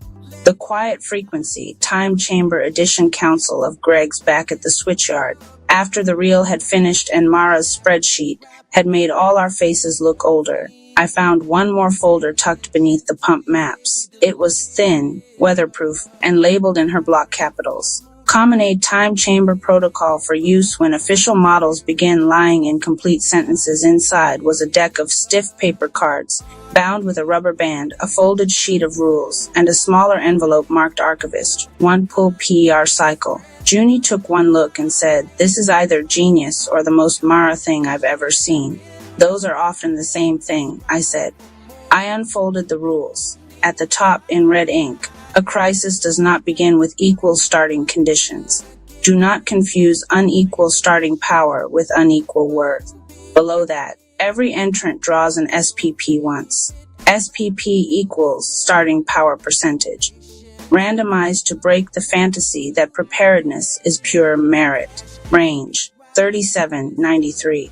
No redraws. Junie blinked. She made emergency triage into a deck. "No," Alma said, reading over my shoulder. She made inequality visible before people could moralize it. There were 4 smaller stacks beneath the percentage cards, each stamped with a different symbol: a shield, a river, a scale, an eye. I turned over the sheet. Suits: capital, integrity, reserves, repair, shock absorption, endurance, liquidity flow, routing, exchange, movement, timing, leverage, restraint, pressure, thresholds, discipline, refusal of reckless shortcuts, transparency, truth, witness, accounting, signal clarity, anti-corruption. And below that, in Mara's smaller handwriting, BFP equals archetype SPP stability, modifier. Junie laughed softly. She really did make a whole system. Malik was still staring at the hidden columns on the laptop. What's BFP? Base financial power, I said. Or in this case, base survival power. Not who matters more. Who can carry what, starting from where they actually are. Alma nodded once. That's triage without euphemism. There was one more line on the sheet. Acceptance XP stabilizes and multiplies growth. Resistance XP warps it. Translation: truth makes a community stronger. Denial makes it expensive. The rain tapped harder at the windows. Mara had clipped a cassette-sized recorder to the packet. I pressed play. Her voice came through rough and low, as if she had been trying not to wake someone.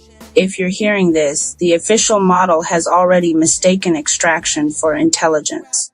Use the chamber instead. It won't make you equal. It will make you honest. A pause. Papers shifting. Chamber 1 is personal sovereignty. Count what is yours. Count what is owed. Count what you can promise without borrowing breath from tomorrow. Another pause. Chamber 2 is contributive flow. What does not circulate becomes poison. Hoarded batteries. Idle vans. Hidden medicine. Private information. Blocked routes. All poison. A longer pause this time. Chamber 3 is systemic love. This is the one cities fail on purpose. They will tell you stability means protecting premium assets. It does not. Stability means the weakest viable block stays viable. Fair wages, fair access, fair timing. That is what keeps demand, trust, and tomorrow alive. The tape clicked. Nobody spoke for a moment. Then Junie said, I kind of loved her. You and every person with a functioning nervous system, I said. Malik reached for the percentage deck first. The cards were old transit punch stock, numbers written in black marker and sealed in clear tape. He drew and flipped his over on the counter. 81, of course, Junie said. You have 81 energy. I feel like 39. Same thing in city worker years. Junie drew next. 52, she grimaced. Rude. It isn't ranking you, I said. It's naming your starting load. Still rude. I drew. 61, Alma drew last. 77, she snorted. I've been a nurse too long. God knows I'd unionize heaven. Then came the suits. Malik took capital integrity without discussion. He was the kind of person who understood that repair itself was a form of wealth. Junie pulled liquidity flow, which fit her almost offensively well. I turned over transparency truth and felt, for the first time that night, something in the room align instead of fracture. Alma drew leverage restraint. She read the card, then slipped it into her coat pocket like a warning she intended to use. On the back of each suit card was a note. Mine said, name what the official story cannot afford to say. Junie's said, move value faster than fear. Malik's, protect reserves without worshipping them. Alma's, a threshold is holy. Do not let urgency impersonate wisdom. I spread Mara's papers across the listening table. Okay, I said, if this is real, we use it. So we turned the switchyard into a chamber. The front room became chamber 1. Not dramatic, not mystical, just honest. We cleared the new arrivals table and taped up butcher paper. Not the old need, have checked today yet. First, we made 3 columns. What I have, what I owe, what I can promise, without lying. That last one changed the room immediately. People are used to crisis, asking them for nobility. Mara's chamber asked for precision. A man from Tower 2 started to write that he could drive evac trips all night, then crossed it out and wrote, can do 3 trips if someone else covers insulin run after midnight. A woman from the bakery wrote, Have bread until freezer fails. Oh, landlord, Friday. Can promise soup for 20 if someone brings fuel. I wrote, have shop, paper, candles, turntable, back room, lockbox, grief, and one bad knee. Can promise the doors stay open while the floor stays dry. Alma read that and didn't comment, which was how I knew it had passed inspection. At the bottom of the butcher paper, in thick marker, Malik wrote Mara's first rule. You cannot be free on borrowed breath. No one argued with it. The back room became chamber 2. This was Junie's kingdom. She built flow maps out of blue painter's tape, index cards, and one library stamp kit we found in a drawer. She marked routes for bike couriers, shaded buildings with working outlets, listed which elders needed elevator checks before dark, and sorted all incoming offers by whether they actually moved something essential. Not every offer is flow, she said, slicing a strip of tape with her teeth. Some people just want to be seen offering. That a chamber rule too? I asked. It is now. Here Mara's second line went up. Wealth that does not circulate becomes poison. We put it above the medicine shelf. Then the first shadow showed itself. A man in a linen rain shell came in from Harborside carrying 3 cases of bottled water and a face trained by money to appear benevolent at camera distance. He said he was willing to release inventory if we could verify who would post about his private preparedness service once the network stabilized. Junie looked at him for 3 full seconds. Then she took a marker, wrote poison on a scrap of cardboard, and set it on top of the water cases. He left with all 3. Nobody missed him. Around 9, I opened the smaller envelope marked archivist. Inside were cards tabbed by suit, system diagnostic, flow and timing, risk and leverage, truth and alignment. Each had one instruction, typed and cut by hand. The first one I pulled read, what is being mistaken for disorder? Because it is informal? We all stared at it. Then Malik said South Bank. And that was the whole city in one answer. By midnight, the listening room became chamber 3. This was the hardest one because love sounds unserious until you have to allocate consequences. Malik laid out the flood maps. I laid out Mara's Commonade notes. Alma stood with her arms folded and read both like a judge deciding whether language itself had come to court wearing a tie. Mara had built a parallel model beside Civic Pulse. Same city, different assumptions. Not, where is the tax base strongest? But where does collapse cascade fastest into human damage? Not, which districts are premium assets? But which districts hold the most people one missed shift away from ruin? Not, what stabilizes investor confidence? But what keeps medicine cold, keeps buses running, keeps kitchens open, keeps children supervised, keeps low-wage workers alive enough to reopen every gleaming district that mistakes itself for self-sustaining? At the top of her notes she had written, systemic love is not sentiment. It is infrastructure choosing not to eat the people who feed it. Alma exhaled through her nose. That woman was mad enough to be useful. She was useful enough to get killed, I said. No one corrected me. The official city model had already begun pushing alerts. Optimize purchases. Upgrade assistance tier. Dynamic routing fee active. Hydration price window updated. Shadow logic. Hidden leverage. The corruption layer dressed as convenience. Junie started calling it what Mara had called it in the margin notes. The Twilight Zone. The place where systems pretended to help while quietly converting panic into premium segmentation. Against that, the chamber had only stupidly human tools. Truth, paper, old routes, public accounting. Who had a van? Who had asthma? Who was lying? Who was tired enough to make a bad decision look noble? My own BFP, if Mara's little formula meant anything, should have been decent. Pattern reader archetype. 61 start. Stability variable. But grief kept knocking the modifier sideways. Every time I saw a hallway, I thought of Nico. Every time an alert chirped, I imagined him being moved 3 places farther down a list. That Mara had written in one margin was resistance to, not moral failure. Just distortion. What you refuse to feel will charge interest. I hated that one. At 1 in the morning, the rain turned serious. Junie's flow board filled. Malik's repair list doubled. Alma started rationing not supplies but promises. Then the second archivist card came out. Junie pulled it. Who has spare capacity no one counts because it is not billable? This time the answer came fast. Church basements. The barber's back room. The bodega's chest freezer before dawn. Teenagers with bikes. Grandmothers who knew every diabetic in 3 buildings. Record stores with stationary tables and doors that locked. I looked around the switchyard then, the books, the paper, the old turntables, the ugly fluorescent stockroom light, the note wall growing crooked with ink and urgency, and understood what Mara had been trying to save. Not evidence. A framework. A way of entering disaster without letting the people who profited from it define reality first. By the time the flood warnings escalated, everyone coming through the door was entering the chamber whether they knew the name or not. They counted honestly. They circulated what they could. They made the next decision as if the weakest person in the room was part of the math. And when we finally got to pump 7 in the dark, soaked through and furious, I understood why Mara had left the protocol with me. Civic Pulse had a dashboard. We had rules.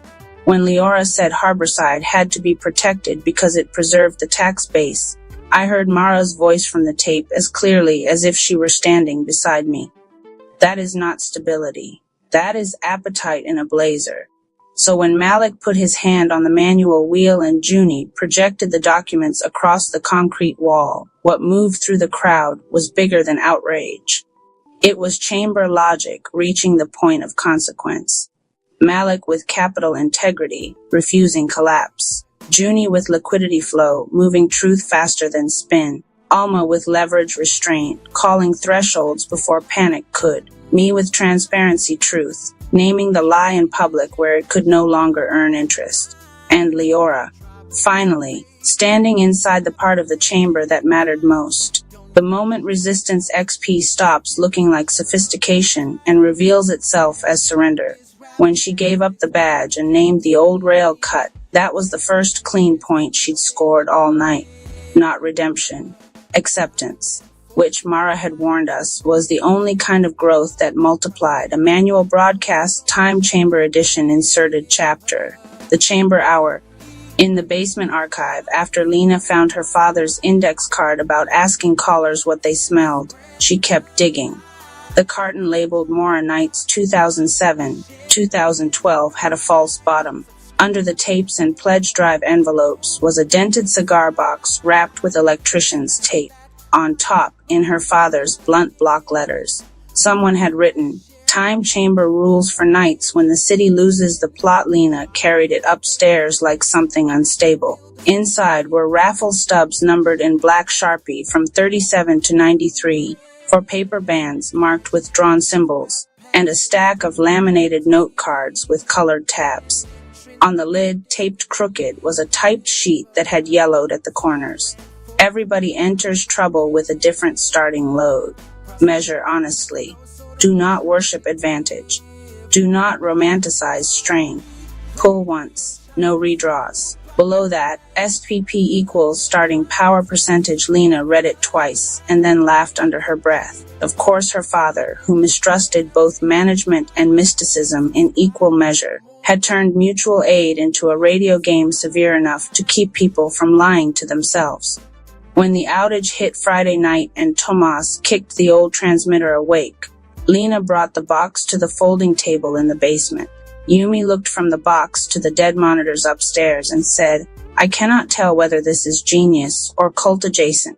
Family resemblance," Lena said. Mrs. Bernal adjusted her glasses. "Read the rules." So Lena did. Every entrant draws an SPP once. Starting power is not moral worth. It is an honest load estimate. Good, Mrs. Bernal said. Too many people confuse burnout with virtue. Tomas reached in first and pulled a ticket. 82. Yumi whistled. That tracks. He shrugged. I fix old machines.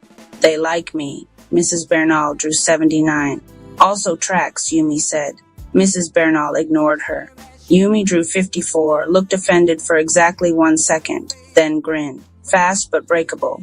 Fair. Lena drew 63. Not heroic, not fragile, just enough. A fifth ticket stayed face down on the table. Wenhau came into the basement later in his raincoat and his management voice. Mrs. Bernal slid the last one toward him without explanation. He stared at her, then flipped it over. 41, nobody said anything. To his credit, he didn't ask for another. Under the raffle stubs were the 4 bands. A shield, a river, a scale, an eye. Lena knew before she read them who belonged where. Capital integrity went to Tomas. He was reserves continuity, load-bearing ugly competence. Liquidity flow went to Yumi, who could move information across a city faster than any corporate stack once she trusted the source. Transparency truth went to Lena. The title embarrassed her, which was probably why it fit. Mrs. Bernal took leverage restraint and slid it into her notebook as if she had been issued an official title she'd already been doing unpaid for 20 years. Hal got nothing at first. He stood there with the 41 ticket in his fingers while the station upstairs tried and failed to sound calm through synthetic continuity voice. "What am I supposed to do with this?" he asked. Mrs. Bernal capped her pen. "Begin where you actually are." On the back of the typed sheet was the formula. BFP equals archetype SPP stability modifier. Yumi read it over Lena's shoulder and laughed. "Your dad was a menace." "Accurate," Lena said. But the longer Lena looked at it, the less it felt like a gimmick. Tomas, engineer, archetype, 82 start, absurdly high stability under pressure, had more usable power in that basement than the entire automated overnight stack. Yumi, creator-reporter archetype, 54 start, great speed but variable stamina, could flood the city with signal as long as someone protected the edges of her bandwidth. Lena, producer archetype, 63 start, stable until guilt got involved, could hold the line if the line stayed human. Her father had even written a note under the equation. Don't assign people work based on what flatters them. Assign it based on what they can carry without becoming dangerous. Then came the chamber rules themselves. Chamber I, personal sovereignty, you cannot be free on borrowed breath. Lena said it aloud into the room, and the room changed. No cloned voice, no sponsor copy, no repeating a rumor as if it were first-hand, no speaking for a block you hadn't stood in, no promise on air that depended on some invisible later rescue.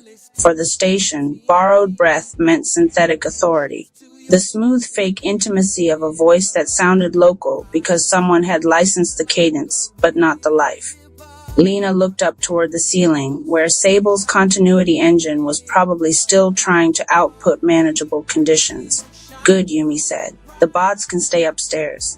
Chamber 2, contributive flow wealth that does not circulate becomes poison. Mrs. Bernal underlined that one twice in her notebook and rewrote her headings on fresh paper. Need have verified, but now the board widened. Not just food, not just batteries. Not just medicine, signal, wall outlets, warm rooms, lift help for elders. How many gallons of fuel, which hallway lights still worked, who had seen the ice with their own eyes, which rumor had already wasted 30 people's time. Information is inventory tonight, Tomas said. Only if it moves, Lena answered. That was when Yumi found the laminated note cards.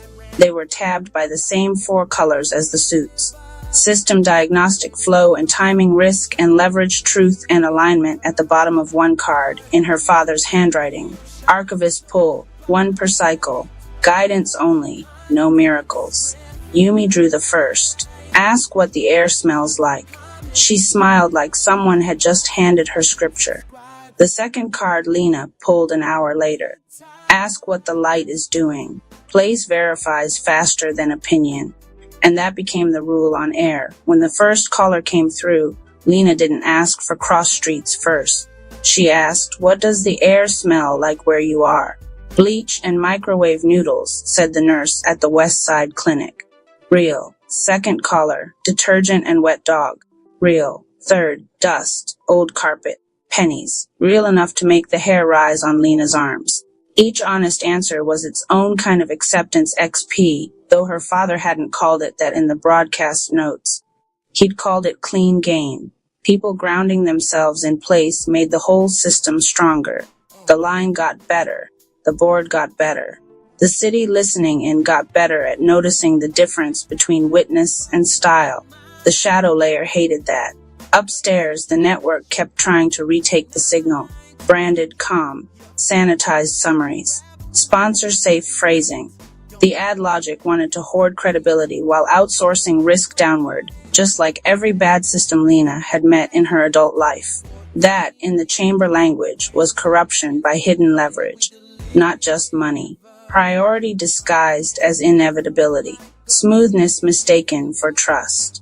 The server rack fed before the local generator because somewhere a spreadsheet had decided synthetic continuity was more valuable than occupied attention. When Hal came back downstairs after watching the listener numbers climb on Yumi's stripped-down mirror feed, he looked less like management and more like a man who had just discovered a floor under his feet. "What do you need me to do?" he asked. Mrs. Bernal looked at his 41 ticket, then at him. Chairs, coffee, patch people to the right line. No speeches. He opened his mouth, then closed it. That was probably his first useful point of the night. By 2 a.m, Lena understood what Chamber 3 had to be, even before she found the card for it. She pulled from the stack again. Systemic love-fair access is not softness. It is what keeps the whole grid from eating its own load. Taped to the back in her father's writing, a station is not stable because it has sponsors. It is stable because enough people trust it to act before they are desperate. Lena sat with that while the calls kept coming. A clinic offering 6 warming spots. A bakery with residual oven heat. A mechanic with jumper cables and nowhere else to be. A parent group hand-carrying notes to buildings where the internet had died. A mosque opening prayer rooms for sleep. A laundromat girl reporting a dangerous dryer and asking if anyone nearby had baby formula. A transit worker correcting a false flood rumor before it trapped half a neighborhood on the wrong side of black ice. The board filled. The signal circulated. The city stopped behaving like isolated users and started acting, however briefly, like a living balance sheet with a conscience. Tomas with capital integrity, holding the machine together. Yumi with liquidity flow, moving witness faster than distortion. Mrs. Bernal with leverage restraint, refusing bad information and stupid promises with the discipline of a battlefield librarian. Lena with transparency truth, keeping the air unborrowed. And Hal beginning at 41 and finally learning what low starting power was actually for, not shame, just clarity. At around 3:15, when the line briefly went quiet, Lena opened the last archivist card. Who has spare current that the official map cannot see? She looked at the board and saw the answer all at once. Extension cords in bodegas, underground fridges in florist shops, unused fellowship halls, night shift nurses, apartment lobbies with stubborn superintendents, creators with battery packs, retired principals with notebooks, old transmitters everyone had called obsolete until the polished systems failed.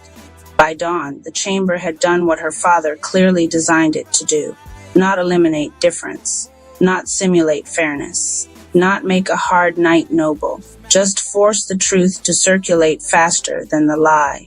Later, when the network wanted a cleaner account of what had happened, Hal asked Lena whether there was a format for this kind of thing. Yes, she said. He waited. It's called a public. He almost smiled. And when the city woke into that cold, bright Sunday, with the storm spent and the sidewalks full of people comparing notes they trusted only because they had heard real breath carrying them, Lena kept the box. Not as a relic, as a rule set, which was why the Sunday hour stayed. Not as nostalgia, not as rebellion theater, as chamber practice. 1 hour where nobody could use borrowed breath. 1 hour where signal had to circulate or rot. 1 hour where a city remembered stability was not the same thing as polish. And every week after, before they went live, Lena laid the old raffle stubs on the table anyway. Not to gamify suffering. To remind everyone in the room of the first truth her father had bothered to laminate. You do not enter the week equal. You enter it responsible. Manual Broadcast Council of Greg's Monday. False spring by noon on Monday. The city had the wrong season in it. People stepped out of office towers carrying jackets they no longer needed, and the cautious expressions of people who had learned not to trust a warm wind in March. On the train platform, Lena Mora watched a boy eat an orange popsicle while his mother still wore wool gloves. The tracks gave off a metallic summer smell. Her phone, which had recently updated itself into an action assistant, vibrated against her palm. Best savings window for groceries. 8:40, 9:05 p.m. laundry discount begins after 11 p.m. Suggested breakfast swap. Eggs unstable. Choose oats. Lena locked the screen. She was 36 years old and tired of being managed like a utility bill. All over the city, people had some version of the same thing, a software layer with a soft voice and hard edges. It booked appointments, drafted apologies, argued with insurance portals, changed your commute, reordered vitamins, edited the angry out of your emails, and made life feel briefly lighter until you noticed it had also begun to choose the order in which your needs became real. Lena worked nights at WNDR, a local radio station that still called itself local in jingles long after the ownership had become national and then abstract. Her title was producer, though lately that meant less making and more approving what machines made first. She adjusted levels, cleaned rough audio, and occasionally slipped actual reporting into slots designed for sponsored comm. The lobby smelled of burnt dust from overworked vents. In Studio B, Hal Brenner stood in front of 3 monitors with his hands clasped like a man about to announce a merger or a death. "We go live with Sable Local tomorrow," he said. Nobody in the room asked what Sable Local was. They already knew. The emails had been full of phrases like workflow acceleration and real-time synthesis and cross-platform signal intelligence. It was an agent that pulled weather feeds, city alerts, public posts, traffic data, school messages, creator clips, and wire copy into one polished local bulletin. It could write 5 versions in 15 seconds, in any tone the sponsor wanted. "It's not replacing anyone," Hal said, which was how everyone knew it was replacing people. Lena looked past him through the control room glass. The on-air host was reading a pre-written afternoon tease about Restaurant Week while the city outside flashed too bright for spring. Beneath the script on Hal's nearest screen, Sable's test copy kept refreshing. Residents are encouraged to remain flexible as conditions continue to vary. Flexible, Lena thought, was a word people in offices used for other people's inconvenience. On her first break, she went to the roof. The skyline shimmered strangely, soft at the edges. Far west, over the freight yards, a brown haze hung low enough to suggest smoke. Somewhere below, a siren rose, bent, and disappeared. When she came back down, the headline music was playing. The host smiled into the mic with the calm face radio teaches people to make. "It may feel like summer today," he said, "but don't let it fool you." Lena sat in the dim control room and wrote that sentence on a sticky note before it could evaporate. She did not yet know it would become the theme of the week. Tuesday. The cheapest window on Tuesday morning, 2 reporters were locked out of their accounts before their shifts began. By noon, one of them had posted a farewell thread, and the other had texted Lena a photo of his station badge in a trash can with the message, "Guess Sable can call City Hall now." Hal held another meeting. Sable Local had performed above benchmark in overnight tests. It had generated school closure scripts, weather briefs, transit updates, 3 versions of a market roundup, and a 6-minute explainer on grocery inflation using only public sources and licensed clips. "We're not in the business of panic," Hal said. "We're in the business of useful clarity." Lena nearly laughed. The city did not have useful clarity. It had heat in March, smoke on the west edge, sleet forecast upstate, and grocery receipts that looked like threats. Somewhere, some distant shipping lane or strait or war room had lurched, and gasoline rose at the pump before most people had time to learn the names involved. That was how global events arrived in ordinary lives now, not first as history, but as smaller bananas and a worse mood. At 3, a young woman in oversized sunglasses and a green bomber jacket came into the station carrying a phone rig and a canvas tote full of chargers. Hal introduced her with the strained brightness of a man trying to sound native in a land he planned to buy. This is Yumi Reyes. We're licensing some of her neighborhood footage for the new local package. Yumi took off the sunglasses. She was younger than Lena expected, maybe 25, with blunt-cut bangs and the self-possession of someone who had spent a long time being observed and longer deciding what that should mean. "Hi," Yumi said. "Please don't call it content if you want me to help." Lena liked her immediately. She knew Yumi, of course. Most people in the city did.